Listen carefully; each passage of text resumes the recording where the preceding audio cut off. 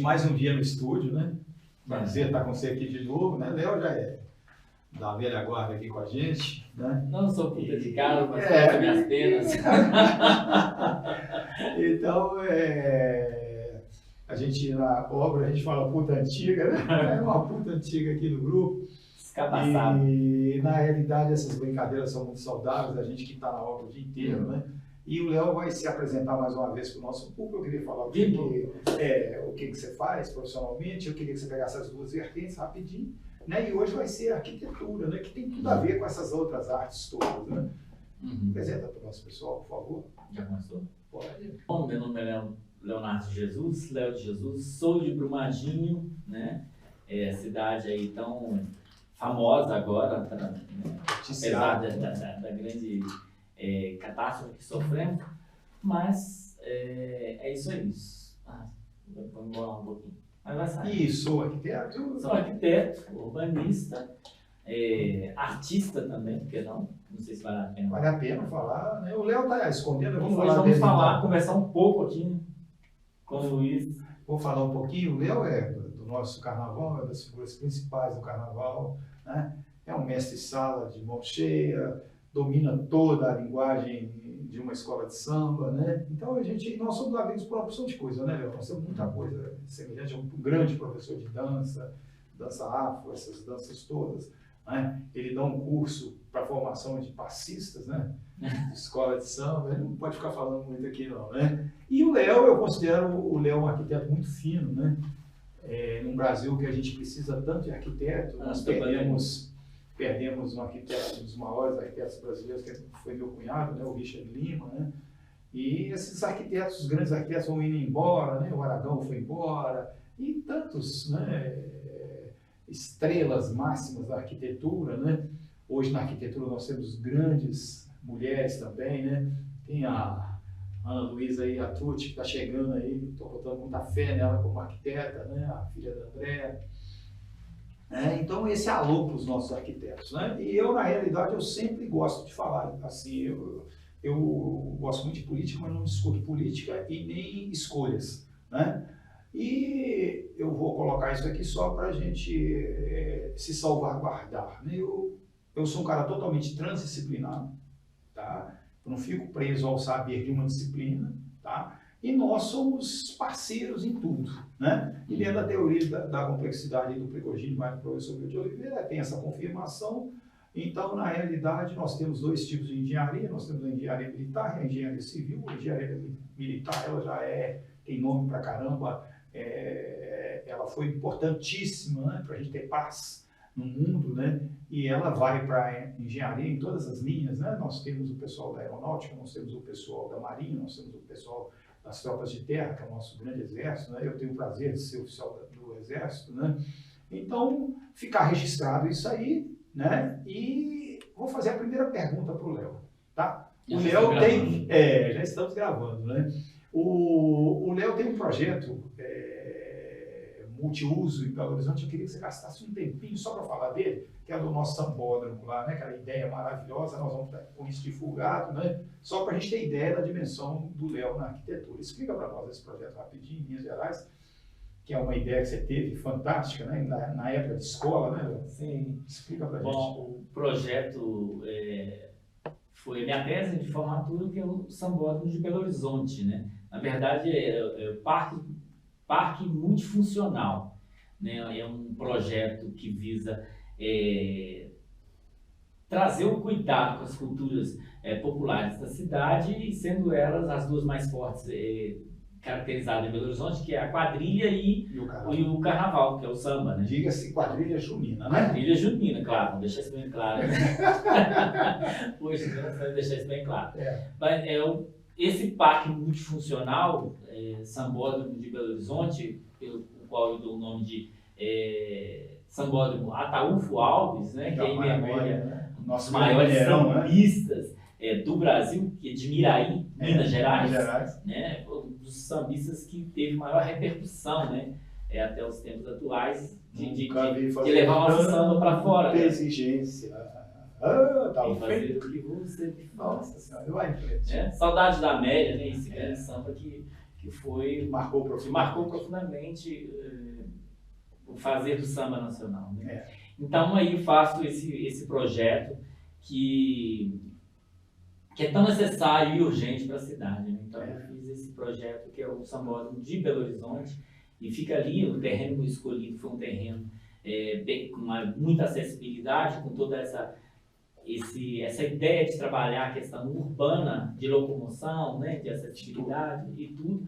Fica ali na Gameleira, né, um terreno próximo ao Expo Minas, inclusive o Expo Minas faz parte integrante desse projeto, né? Uma vez que nós temos um grande estacionamento, espaço de exposição, fazer com que esse espaço também pudesse receber durante o ano todo, ser um espaço vivo, né? Funcional, seja para eventos culturais, né? A ideia de levar uma grande vertente da cultura para aquele espaço. Assim, quando eu vi esse projeto do Léo, porque eu acredito que nós temos algumas profissões que são profissões mestras, né, na nossa sociedade, né? A pedagogia é uma, né, dentre tantas, né? E vou ficar mais nessa vertente nossa, né? Arquitetura, né? E nós que somos os fazedores, né, e administradores desse processo todo, né? Que somos esse grupo de engenheiros, né, que o arquiteto está dentro, né? Então eu fiquei encantado com esse projeto, né? Nós agora vamos voltar a esse projeto com muita força, porque uma das minhas esperanças é que esse projeto venha a realmente existir. E a Sula, nossa grande amiga também particular, né? Amiga nossa, né? Ela pretende fazer a cidade do circo ali. Sim. O antigo 5.800 ali, pertinho ali, né? Então vai ser essa ideia do Léo fantástica. Eu até cheguei a falar com ela, a Sula é maravilhosa, a grande defensora do circo urbano, né? No Brasil. Salvador, né? Inclusive, desse grupo espetacular. Quando Sula conheceu o meu projeto, esse projeto do Sambódromo, e lá dentro do projeto Sambódromo eu defendo a Praça do Circo Urbano, que já vinha de uma inquietude minha, e eu não conhecia a Sula ainda não. É uma história muito longa, a minha história com ela. Então, eu enquanto negro, artista e formando em arquitetura, eu sempre percebi que o circo não estava mais fazendo parte do cenário urbano. Estava sendo E a gente, quando é menino do interior, a gente sempre sonha com o circo. O circo é um movimento artístico que viaja. Né? Ele passa por ali, mas não fica ali, ele sai, ele vai embora. E eu enquanto menino, eu sonhava em ir embora com o circo também. E quando eu venho para Belo Horizonte, eu não vejo o circo. É demais, né? E aí a gente fica pensando, o circo não vai passar por aqui? Como que isso acontece? Aí eu sentia sempre essa carência do espaço do circo na cidade. E eu não conhecia a Sula. E quando eu faço o projeto, eu coloco lá o espaço do circo urbano, nessa intenção de ver o circo acontecer. Privilegiado ali, de né? ter um espaço privilegiado do circo também nesse projeto, justamente falando sobre a questão de artes urbanas. E aí o circo estava lá. E aí ela ficou sabendo que tinha, porque o meu projeto, antes de sair da faculdade, ele foi editado pelo jornal Hoje em Dia. E aí fizeram a matéria comigo e colocaram o circo lá. E ela ficou sabendo, olha, Sula, já tem alguém falando do circo na cidade, de um projeto. E ela já tinha um projeto de desenvolvimento, de um projeto do espaço do circo. O projeto foi nós trabalhando juntos inicialmente. Né? Que é justamente o espaço da cidade do circo. Então ela falou, mas quem que é esse cara, esse arquiteto que está falando espaço do circo urbano? E ela falou, eu quero conhecer esse projeto para ver se abraça o meu também e tudo.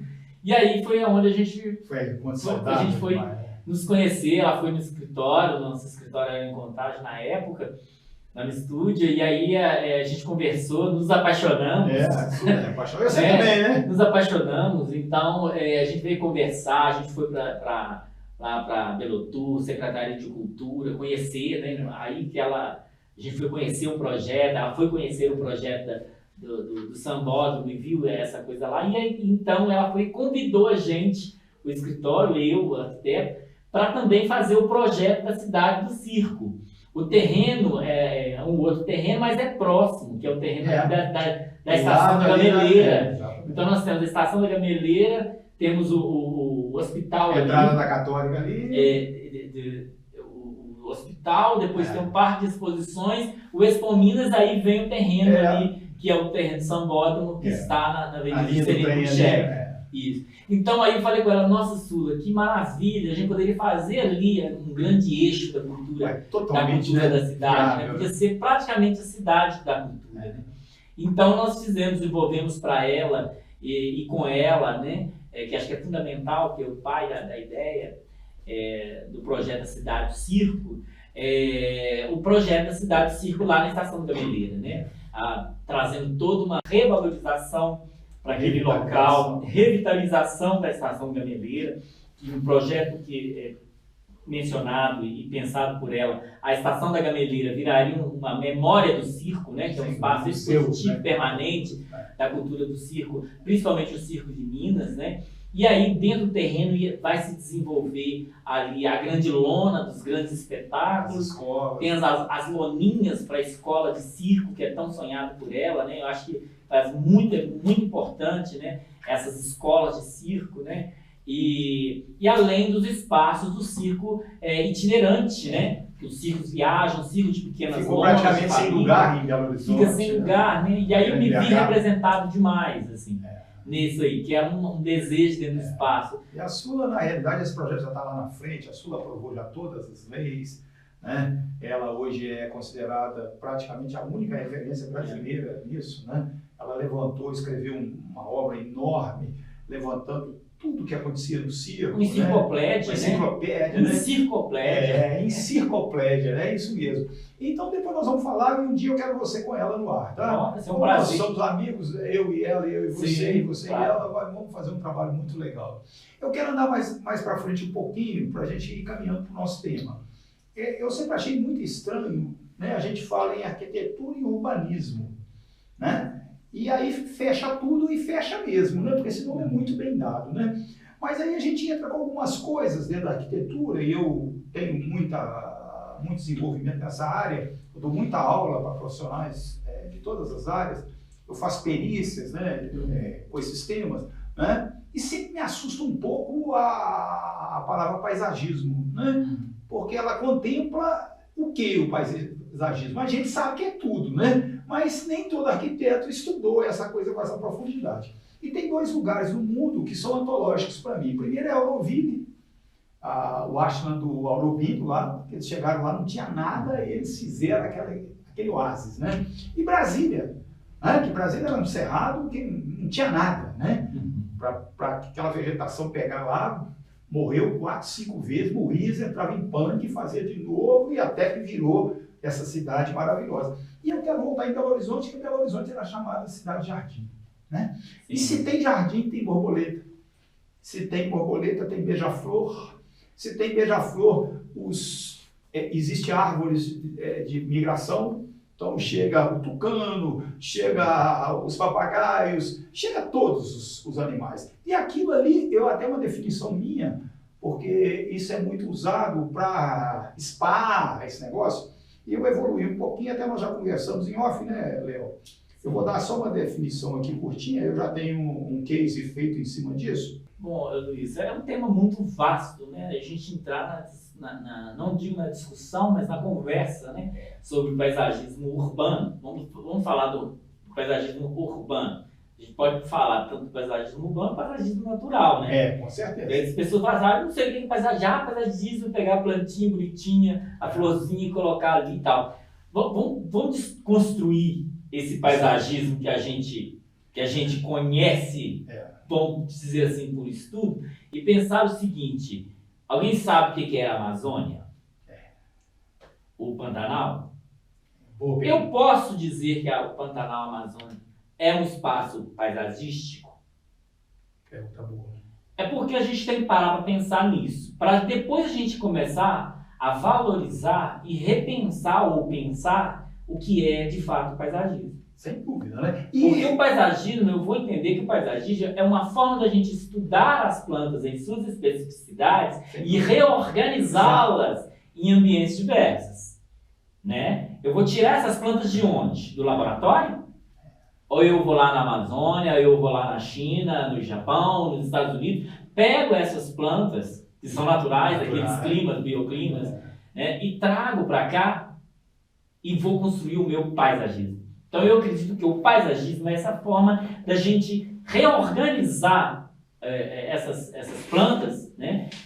Pode vir de diversos climas, de diversas nacionalidades, por que não? Por causa da sua geografia, da sua várias outras questões, e reorganiza em outro espaço, em outro ambiente, e elas ganham vida ali. Então, pensar o paisagismo natural, que inclusive, pode se tornar, e por que não, torna-se patrimônio, né? O Jardim de Monet, né? Vai tornar-se patrimônio, né? Porque é um patrimônio natural, né? Que são tombados, né? Como serras, que tem seu bioclima, né? Tem toda a sua diversidade muito natural. E o paisagismo construído pelo homem, que é essa reorganização natural das plantas, né? Daria para você pensar hoje o que seria Inhotim sem o paisagismo? Nossa, aí a gente sai lá da Amazônia, do Pantanal, e tenta entender o que é o Inhotim. Seria Inhotim por ele mesmo, com a bionatureza natural dele? Talvez não. Porque quem ia dar a importância que Inhotim tem hoje, por exemplo, com a sua variedade de plantas que vieram de vários outros lugares do país. E você está trazendo uma coisa, porque essa minha inquietação ela vem dos meus estudos filosóficos, né? E aí eu entro lá estudando Merleau-Ponty, né? Aí Merleau-Ponty, num determinado momento, ele fala assim, nós temos um mundo humano e temos o planeta Terra. Isso. Aí eu já falei, nome, que legal. E eu fui aluno muito tempo do Moacir Laqueza. Eu sou, cara, muito considerado por ele, fiz aula com ele de filosofia há mais de 5 anos, né? E ele falava que nós temos um mundo in natura e um mundo em cultura, né? Esses pensamentos, eles estão legais, né? Então, eu trouxe aqui uma definição. Então, quer dizer, isso é até uma grande amiga nossa, ela é uma das pessoas mais feras em constelação familiar, uma psicóloga assim, de nome, a nossa grande Iraídes, né?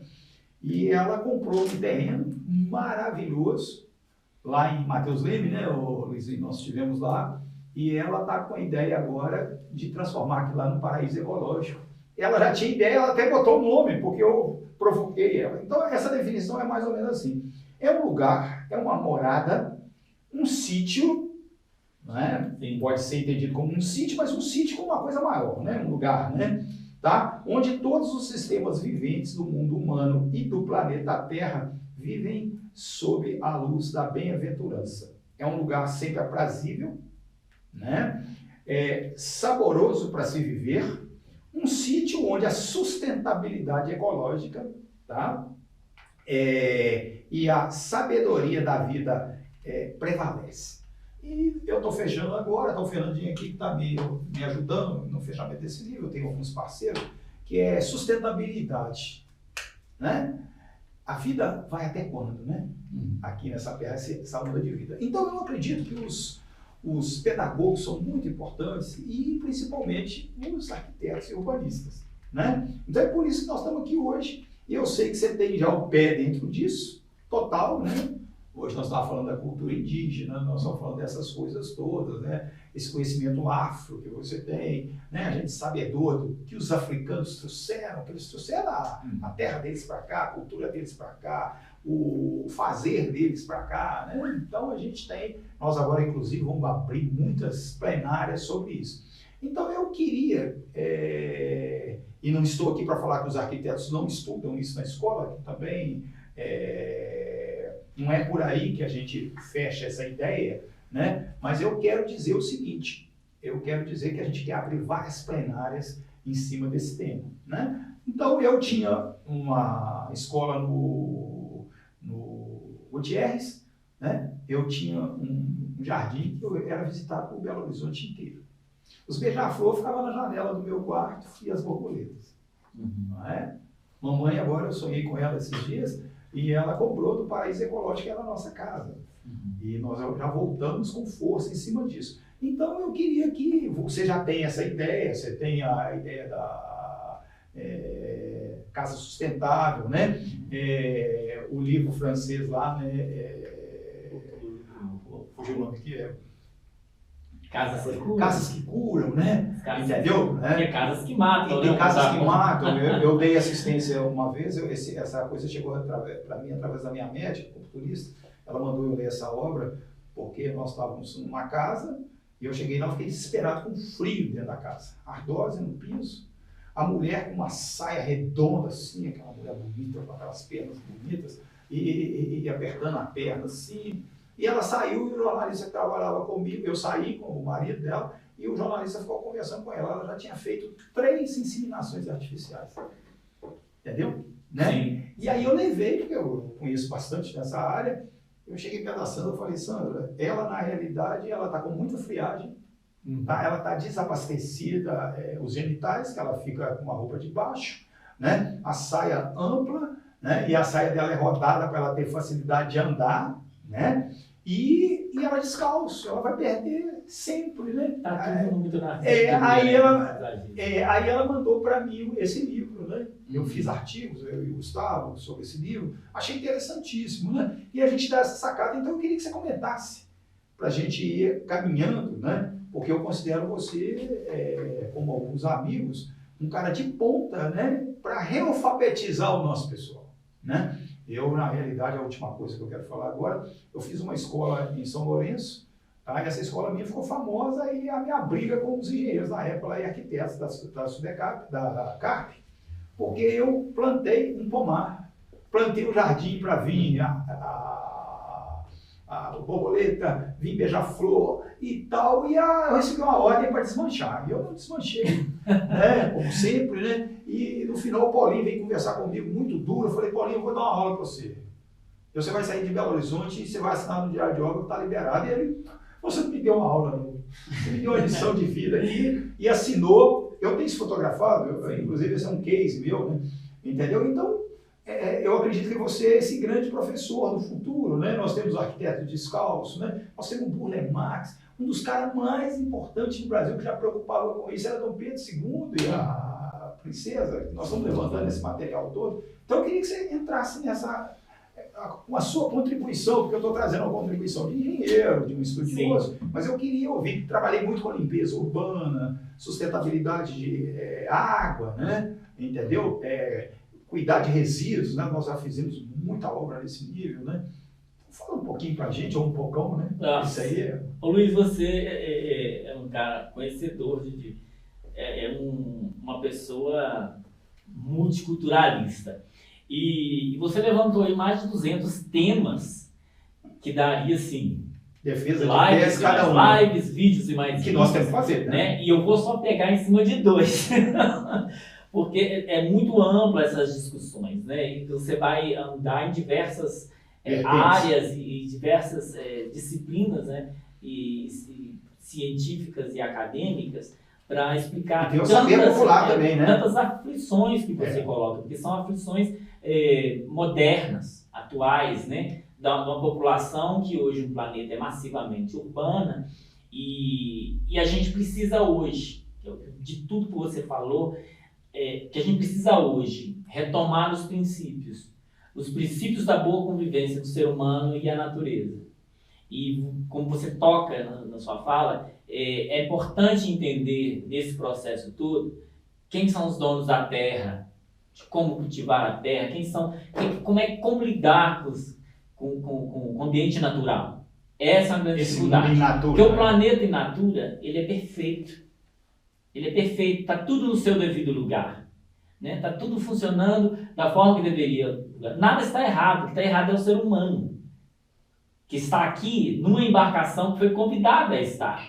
E a gente não entende isso, e o ser humano é muito ignorante nesse sentido. Muito rígido. Eu falo isso porque é preciso entender isso para a gente chegar no entendimento de que nada está errado. O que está errado é a nossa forma de agir. Nosso comportamento. Nosso comportamento. A nossa casa, que é o planeta, não estou falando da nossa casa porque eu comprei um espaço de terra e estou lá e não entendo que o lote do vizinho do lado também faz parte dessa minha casa maior. A Pampulha faz parte da minha casa porque eu faço parte do planeta também. Sabe? Então a gente precisa hoje, mais do que urgente, o ser humano, para ontem, buscar essa reflexão. De que é preciso eu pensar no mundo como um todo. E quando a gente fala que a arquitetura e urbanismo, mas são coisas diferentes? Não, pelo contrário. Totalmente implicado. O que eu faço a minha casa aqui em Belo Horizonte eu impacto uma jazida na França, tudo, né? na França, porque eu lugares. tiro de lá o mármore que vai assentar meu piso. Isso é uma forma de pensar a sustentabilidade, quando você entra na discussão desse assunto, entender o que faz a minha casa, faz o mundo. Esse era o lema da faculdade, da PUC Minas, que eu gosto de lembrar sempre quando eu falo da minha formação, que o lema da faculdade, quando eu formei, era justamente isso. O que eu faço, faz o mundo e muda o mundo. E isso é verdade. Né? Então, a minha casa aqui, ela vai impactar uma jazida lá na França, vai impactar o mundo no Japão, e a gente tem que ter essa relação, tem que fazer essa ligação, sabe? Porque a gente não pode pensar nada aleatório, então a gente pensa o global. Pensar arquitetura local, você não está fazendo boa arquitetura, não está fazendo boa arquitetura. Entendi. Eu não posso projetar uma igrejinha para uma população, eu não posso projetar uma igrejinha que tem 50 lugares, quando a minha população ela tem 1.000 pessoas e 90% dela é também daquela religião que congrega aquela igreja. Eu já estou sendo insustentável através pelo pensamento. Vai ficando inexequível, né, o processo. Vai ficando uma coisa insustentável de pensar. Então, vamos lá. Então, nós temos um mundo in natura, que é um mundo ideal, que é um mundo sem a civilização humana, sem a intervenção direta do fazer humano. Está lá in natura. Vamos pensar o índio. Vamos pensar o negro na África, que dizem não ter uma arquitetura. Nossa, e tem sim uma arquitetura orgânica, uma arquitetura vernacular. Eu uso material dali, construo a minha casa, faço as minhas obras, né? E eu, como ser humano que ama a vida, ama a natureza, eu devolvo isso para a natureza de uma forma bem mais agradável. Então essa arquitetura ela é dissolvida e reaproveitada pela terra. Nós estamos falando de uma arquitetura super, hiper sustentável. Mas com o mundo tecnológico, com a vida que avança, com a guerra do homem, de querer se impor cada vez mais diante a uma coisa violenta que a gente não para pensar, que é o tempo. Eu quero me impor diante ao tempo, eu quero me marcar no tempo, e eu uso o concreto. Eu uso a pedra soldada. Então a minha arquitetura vai ser forever. Mas a minha concepção de eternidade, ela não cabe nem para o planeta. Quando a nossa consciência ela é insustentável. Nossa Senhora, que lindo. Né? Então, a gente começa a ficar meio que, sabe, a gente atirar no próprio pé e achar que não vai doer. Acho que é mais ou menos por esse caminho. E quando a gente chega, então, nós vivemos hoje uma superpopulação no planeta. Né? E a gente vê que essa população é massivamente urbana. Então, repensar esse urbanismo, né? Repensar esse urbanismo e como a vida humana vai prevalecer nesse meio urbano, nessa selva de pedra que a gente vive nela, que é o planeta hoje, né? Que é o mundo humano. É um grande desafio hoje do arquiteto, principalmente que é o arquiteto que constrói as cidades. Ele tem que pensar o paisagismo incrustado nessa arquitetura, porque a gente está falando de eficiência, qualidade de vida, nós estamos falando de saúde, eficiência ecológica, nós estamos falando de agradar o olhar, né? E outra coisa que eu não falei antes, que o paisagismo é uma arte genuína, é uma arte de trabalhar com esses elementos naturais, que é a natureza, de trabalhar com a água, né? De trabalhar com o verde, com as flores. Beleza, né? E quando a gente fala sobre a questão da vegetação e do paisagismo, eu também estou falando uma relação intimamente ligada à questão da biodiversidade dos animais, a fauna. Né? Então a gente precisa pensar, quando você fala borboleta, do meu beija-flor, se eu não gosto de ter um palmo de terra no meu terreno urbano, que é fundamental para que essa água devolva para você tomar depois, né? Como é que eu posso ter e gostar de um beija-flor? Eu não posso dizer para você que eu gosto de beija-flor e borboleta se eu não contribuo para que essas criaturas sobrevivam na cidade. O que eu quero? Eu não posso colocar uma flor na minha casa? Eu não posso plantar uma árvore frutífera no meu terreno? Eu não posso plantar um arbusto de flores para poder atrair esses animais para dentro do meu ambiente, agradar e ajudar, porque esses pequenos animais, quando a gente fala que o mundo está cada vez mais criando uma crosta de concreto, e com isso esses animais já não conseguem mais sobreviver, não vai ter tanta floresta assim para eles sobreviver. E os poucos que ainda existem no meio urbano, eles começam a desaparecer também. Sem dúvida. Então fala assim, hoje a gente vê muito a discussão de que a abelha está acabando. As abelhas estão acabando no planeta, né? É um assunto muito sério isso.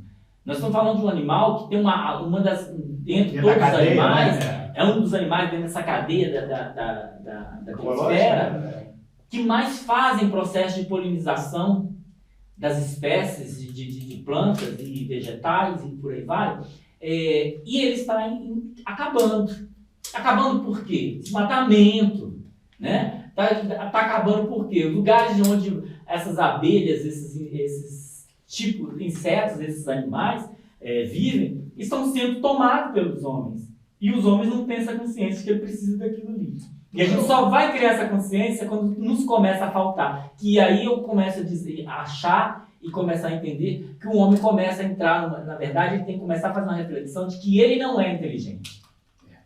Ele é bem ignorante e burro, porque ele só vai sentir falta depois que falta de verdade. Quando hoje nós já temos conhecimento o suficiente para dizer que a gente consegue prever de fato, não é só prever porque coisa não é, a gente consegue criar ações antes de uma catástrofe dessa acontecer. Então, a gente tem que criar hoje mecanismos de fazer com que as nossas cidades consigam adotar o verde. E temos vários mecanismos para isso.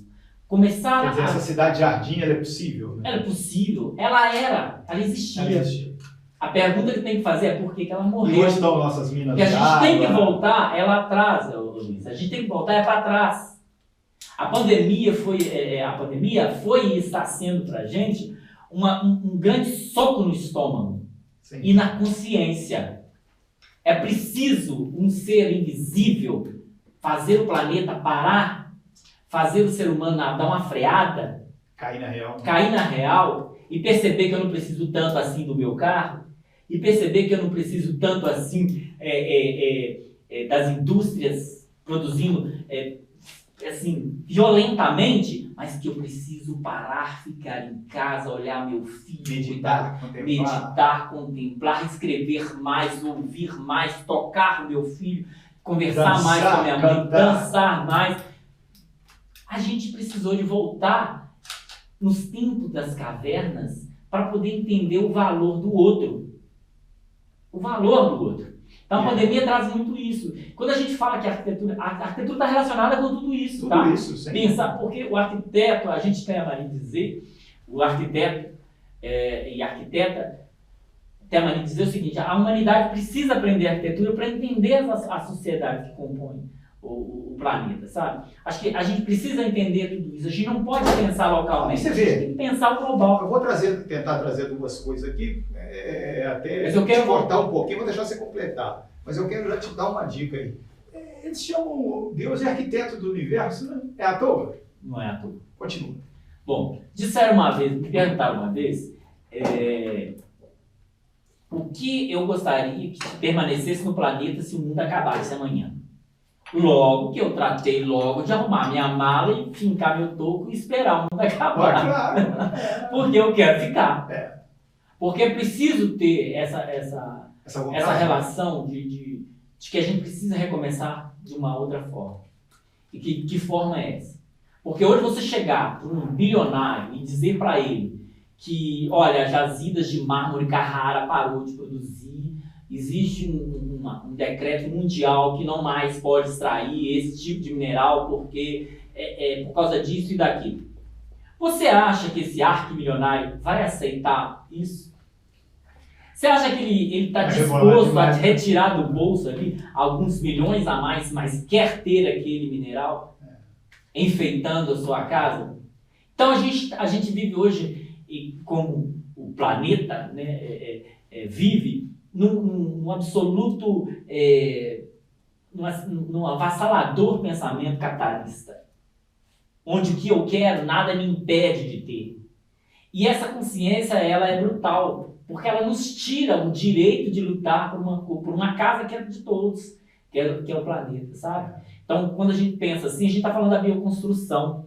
A bioconstrução, para mim, ela não presta, por exemplo.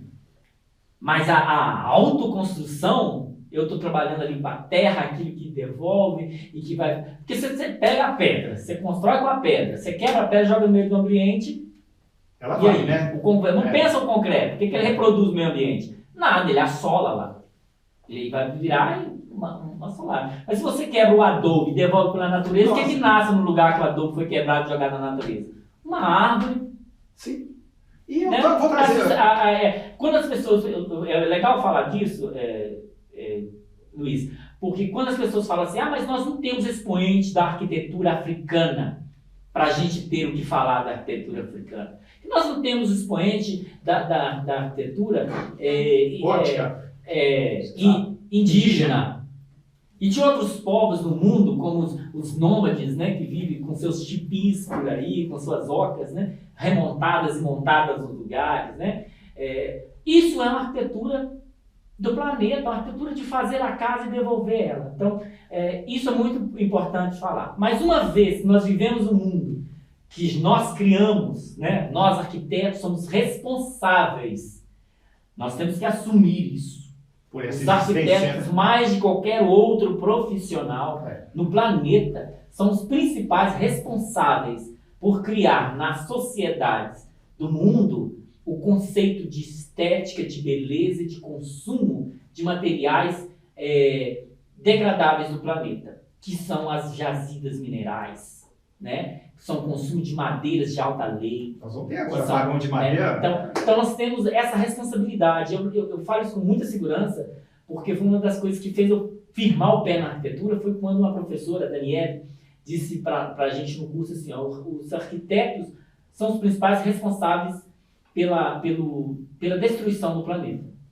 Aquilo é um choque, não é saúde, não é paisagismo, mas é o arquiteto, porque eu crio a moda do cara colocar um mármore Carrara na parede, que é bonito, que é isso, que eu vou gerar mídia, eu vou gerar revista, e eu vou fazer as pessoas consumir aquilo. Então eu estou destruindo o planeta. Mas como eu fazer isso sustentavelmente? Como eu criar essa sustentabilidade em cima disso? Né? Então a gente é responsável, e hoje mais do que nunca o arquiteto urbanista é o responsável por dar uma outra resposta eficiente, sustentável para a recuperação desse planeta que a gente vive hoje. Eu vou trazer mais 3 coisas para você e fica a bola com você, porque na verdade te entrevistar, não tem condição de te entrevistar, porque já está tudo pronto. Dá uma chamadinha, você vem alucinante, né? Mas é isso que eu quero. Primeiro, lá em São Paulo eles começaram com uma coisa chamada reurbanização das favelas. Né? Quando eu vi isso, eu achei lindo demais. Né? O pessoal está tentando até hoje fazer isso, né? Rever esse urbanismo, né? Reurbanização das favelas. Né? Nós não podemos tirar aquele ser humano dali, né? Principalmente porque ele é uma mão de obra dali, ele é uma prata da casa dali, né? Então, quando eu ouvi isso a primeira vez, foi lá no Projeto Singapura, lá de São Paulo, né? Eu nem acreditei, eu tinha uma arquiteta amiga minha, Maria Luísa, que trabalhava, doutora, e nós conversamos muito sobre isso, achei isso muito bom. E eu fui desafiado por uma psicóloga, amiga minha, ela é amiga de uma ex-companheira minha, né, a Lourdinha. A Lourdinha falou, os caras, você está com esse troço todo escrito, não publicou até hoje. Né? E eu falo muito de ponto de não retorno, tá? Ponto final, né, dessa poiesis, dessa natureza, né? E tem que ter a participação de todos os sistemas viventes. Né? Então, é o segundo ponto. E aí eu cunhei um termo que eu devo também ao Vail. Né? Vail é meu colega engenheiro da área de... um especialista em karatê e engenharia elétrica. E a gente tem conversas e mais conversas, porque nós somos simplesmente um capacitor eletromecânico, né? Como ser humano. Né? Aí você vai estudar o grande prêmio Nobel, né? Da teoria da complexidade, ele era um químico, dentre tantas coisas que ele era, o nosso grande professor Milton de Oliveira, né, psicólogo, né? Então, eu falei, gente, nós vamos resolver isso o seguinte, existem leis que determinam a dinâmica natural da vida no planeta. professor Marci Latesa falou dos casos, que sacada legal, né? Se a gente não obedecer essas leis, né? E o Vail foi a pessoa que me provocou para chegar nesse nome. Eu cheguei com ele no nome, na hora que estava a coisa, ele arrematou para mim isso. Então, eu fico pensando que eu sou criativo até um certo ponto, porque está todo mundo pensando a mesma coisa. Né? Então, eu queria que você falasse um pouquinho disso para nós, porque esse rearranjo das comunidades, né? Que eu chamei aqui de reurbanização da favela, mas a Pampulha, nós hoje temos esse paraíso ecológico aqui que está precisando ser revisto, não é verdade? Porque quando eu passo na Lagoa da Pampulha, tem uma placa: água prejudicial à saúde humana, no meio da lagoa. É de chorar, né? Entendeu? Você vê uma garça, a garça vive em qualquer lugar, né? Mas você não vê outros animais, né? Então eu queria que você comentasse isso, que eu queria que você comentasse essa obediência nossa, essa mudança dessa consciência, que o Cacique Seattle falou disso no final, no meio da década de 50 do século XIX, né? E essas coisas, nós vamos fazer muitas matérias sobre isso, e eu conto com você, né? E quero que você, o meu livro de sustentabilidade, eu vou querer um prefácio seu também, né? Porque é disso que nós estamos falando. Comenta isso para a gente, você vem com força onde que a gente tem que entrar, né? A importância desse arquiteto, eu acho que a sua professora foi sábia demais, né? Ela fez chama um grito de alerta lá do Gonzaguinha, né? Fala disso para a gente. Bom, Luiz, são vários contrapontos, são duas perguntas, mas que também se desvencilha... Uma encruzilhada, né? Uma encruzilhada de 10 saídas aí. Mas reurbanização, ela é urgente, ela tem que ser feita. A gente, quando fala em reurbanização, a gente não tem que pensar na reurbanização só de vilas e favelas, ela precisa ser feita também no centro.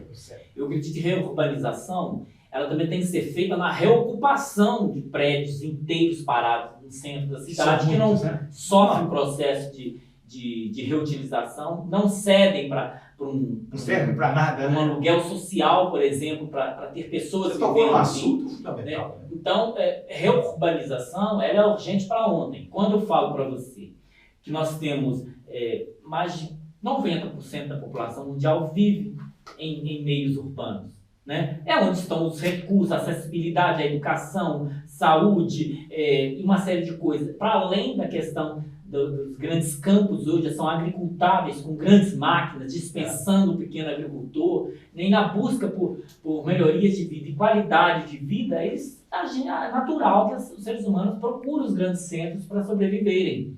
Essa é a verdade. Claro que tem familiares, por exemplo, que já não conseguem se manter tanto no interior mais, porque não consegue mais plantar a terra de que antes era cedida pelos grandes agricultores, né? Porque hoje, com os grandes maquinários, dispensam aquelas pessoas, as terras que eram divididas já não são mais divididas. A região sul ali, né, que libera tudo para o Ceasa, né? Então, o que acontece? Os pequenos agricultores, se não tiver sua terrinha para plantar o de comer, vamos dizer assim, e criar o seu animal para a sua subsistência, ele começa a ter que ir para o meio urbano para buscar facilidades, ou tentar buscar facilidades, buscar um emprego, buscar uma outra forma de viver. Com isso, o que acontece com as nossas cidades?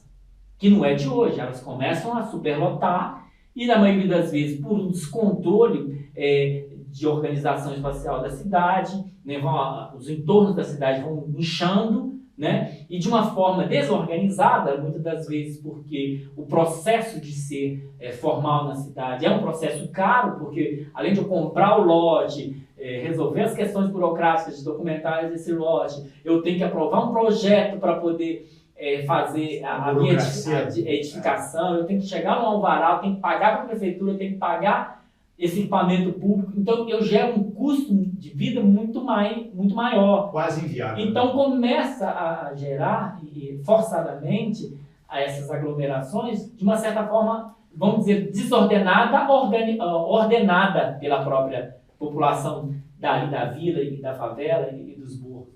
Desordenada para nós, ou para o poder público, que entende desordenado, né? Mas é uma forma das pessoas se organizarem ali, em comunidade, para sobreviver e ganhar a vida. Então, repensar a reurbanização, porque nesses lugares, na vila, na favela, nos morros, nós temos pessoas idosas, crianças, né, que vão ter a questão de acessibilidade reduzida, complicada, por N fatores, né? Por a falta e inacessibilidade de uma rede de esgoto, né? Do saneamento básico, da iluminação precária, né? De muita escadaria. Você imagina uma senhora idosa morando no alto de um morro, que tem um problema, por exemplo, que precisa usar a cadeira de roda. Não tem lugar nenhum no mundo que é para ela morar e ela tem aquele espaço ali, mora com os filhos. As próprias pessoas vão envelhecendo nesse espaço.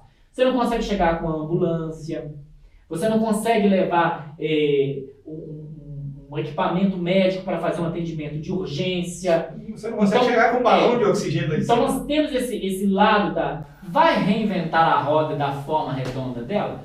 Não. Vamos redesenhar, vamos usar um material diferente, vamos dar uma outra cor, uma outra plasticidade, mas eu não preciso redescobrir a roda, que ela já foi descoberta, né? Então é muito importante a gente pensar nisso, sabe? Eu acho que é o que a pandemia fez com a gente. Vamos ser pandêmicos na arquitetura também, vamos parar um pouco, vamos refletir um pouco, não só na arquitetura, mas eu acho que em todas as todos os saberes. Em todos os saberes, precisou também de frear. Ô Luiz, a gente teve que parar para repensar a grande demanda de locação de espaço para gerir uma empresa. Hoje a gente não precisa de tanto isso mais. A gente percebe hoje, as pessoas hoje colocam a cortina no fundo de uma parede e fazem lives maravilhosas. Hoje tem aplicativos de celular que nos substituem. Sério. Então acho que se fazer... Eu comecei a mexer com corrida de rua. O Tacão trouxe para mim um programa que ele me dá tudo que eu preciso, você acredita? Eu fiquei bobo. Falei, e a gente sabe que isso existe, né? Hoje eu acho que o grande profissional, para ganhar a vida, ele tem que estar muito consciente de tudo isso. Porque senão a gente vai virar meros amadores de aplicativos em muito pouco tempo, sabe? Hoje tem muita gente que fala, eu vi na internet e fiz. Hoje as pessoas pensam em se curar pela internet, que é um problema seríssimo, que as pessoas deixam de ir ao médico.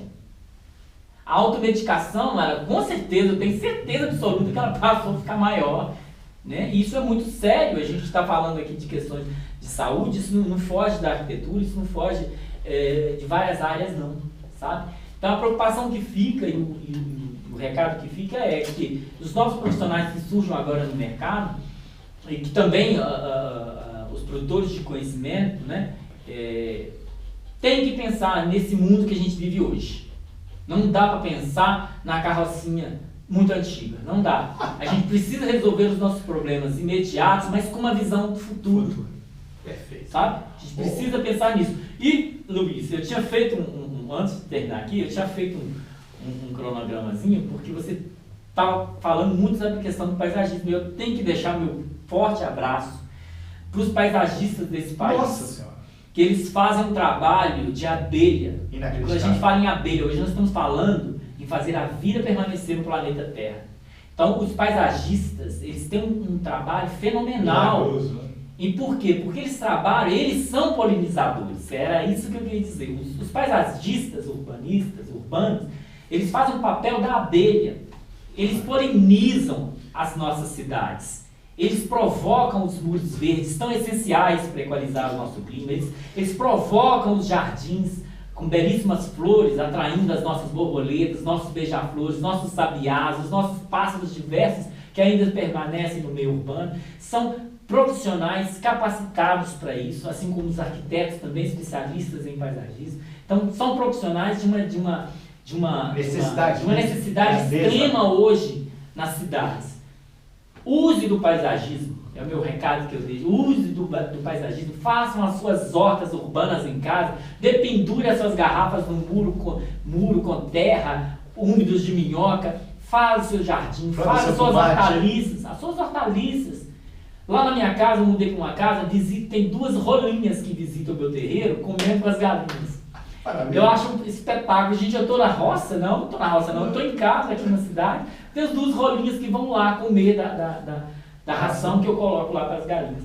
Então, você não, é que você está falando que você coloca, mas André. Eu coloco. Não, mas André também coloca. Eu estou brincando porque o cara fala que é ele que coloca. A gente faz, fazendo juntos. Um abraço para André aqui. Sério, entregue. Então, meu recado é isso aí. Vamos plantar mais na cidade. Vamos descapear os nossos terrenos urbanos. Os rios. Nós estamos falando de mananciais de água, lençóis freáticos, tão necessário para a terra precisa respirar.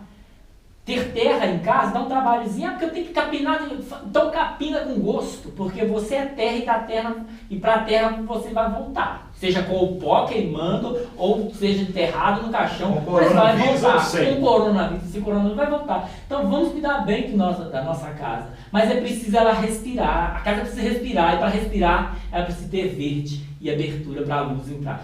Deixa a luz entrar, deixa as plantas entrarem em casa, porque elas são essenciais para nós humanos, para a nossa alma, para o nosso olhar, para o nosso visual, para a nossa saúde, para os nossos animais urbanos. Você trouxe uma coisa, eu vou deixar minha mensagem. Você conseguiu fechar?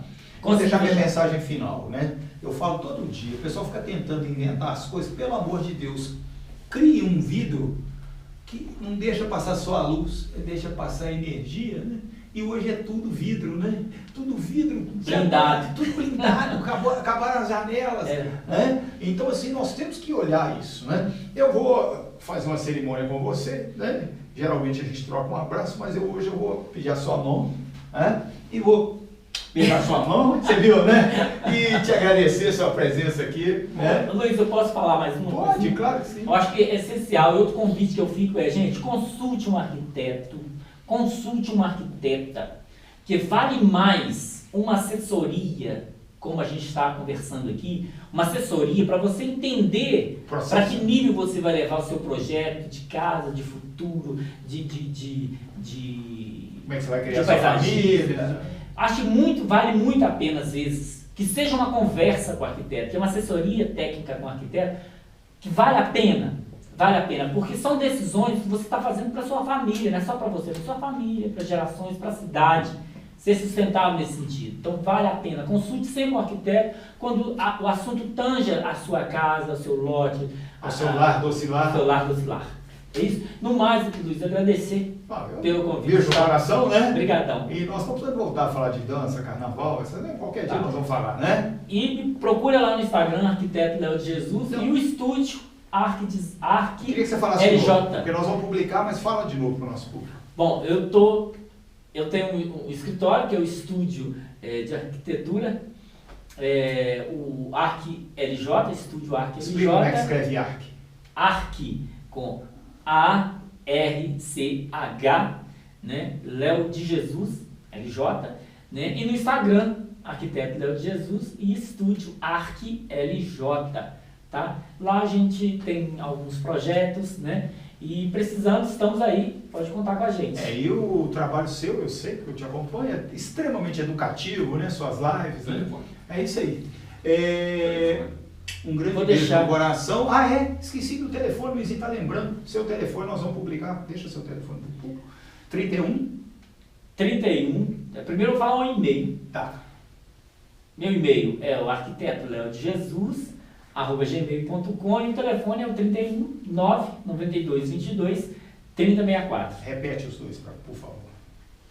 Arquiteto